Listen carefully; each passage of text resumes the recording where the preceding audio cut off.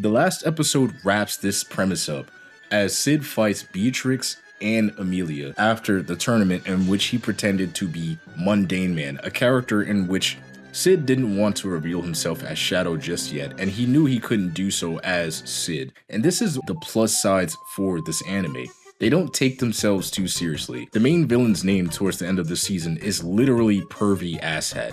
Who the fuck came up with that in the boardroom? They clearly aren't taking this too seriously. And if I didn't know any better, I'd say the board writers are taking this anime as serious as Cid is taking the world around him.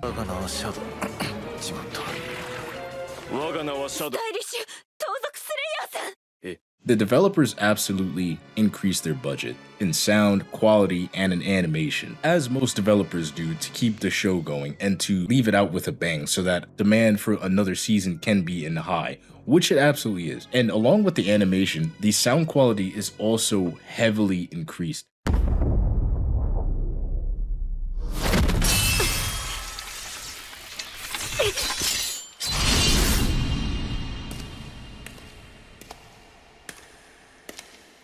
I don't know who was taking notes in the boardroom, but it just does something to me when Cid says these words and you get that instant bass effect. And this might be a new thing in anime that goes on, but I gotta say, character pulling something off and then speaking in high bass, it just goes burr. I don't know why, but it makes me extremely excited and I absolutely love it. I want more of it in season 2.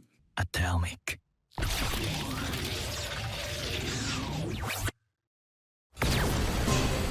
We do see Cid pull off his old weapon of choice from before he was reincarnated, 2 awesome crowbars. Now, I don't know about anybody else, but I was so hyped to see him pick up these crowbars, especially since I like Nightwing.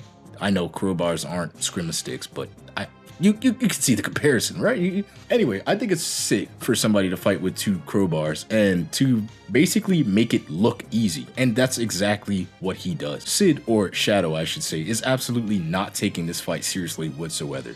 And if I didn't know any better, I would say he's putting in at least 10% of effort, if that.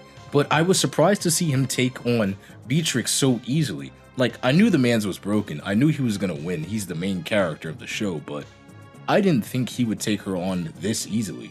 I figured he would at least have to use magic or at some point would at least break a sweat. And no, throughout the entire fight, he's in complete control of the situation and seems to be enjoying himself. Before he escapes though, Cid gives off this badass hilarious laughter, something that makes me feel like he watched Death Note and wanted to rehearse his light Yagami laugh just for kicks and giggles, and that's exactly what his laugh sounds like.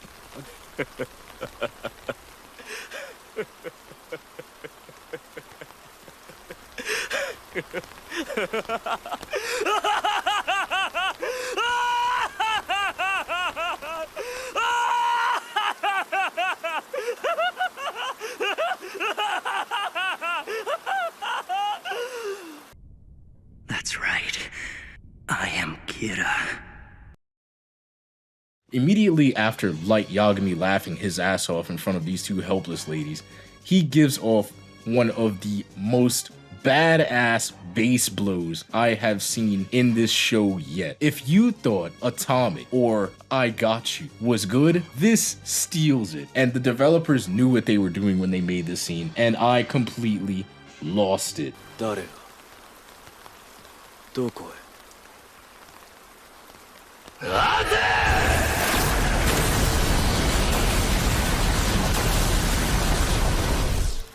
I wish he had thrown off one more Atomic just to show them how overpowered he was. Cid took it easy and escaped since, again, he doesn't want to overdo it and his plan is to stay in the shadows. I think Cid was enjoying his fight with Beatrix and Amelia, simply like you would back when you were a child playing with toys. And after a while, you get tired of playing with those toys and you put them back in your toy box. That's exactly what Cid did, so he fled from the scene to go back to his normal life as a teenager, but that's not all. If you thought the amazingly choreographed fighting scenes and the bass drops and the awesome soundtrack was the best that this episode had to offer, you would be absolutely wrong. We see Rose get approached by Alpha to join Shadow Garden. Now, this was actually inevitable, and I predicted this would happen due to the fact that Cid gave Rose power, and I assumed eventually they would come to approach her about the offer to join Cid's cause and the Shadow Garden. But I did not expect for this sequence to be this beautiful. After Rose accepts to join Shadow Garden, we're brought to Alexandria, Shadow Garden's base.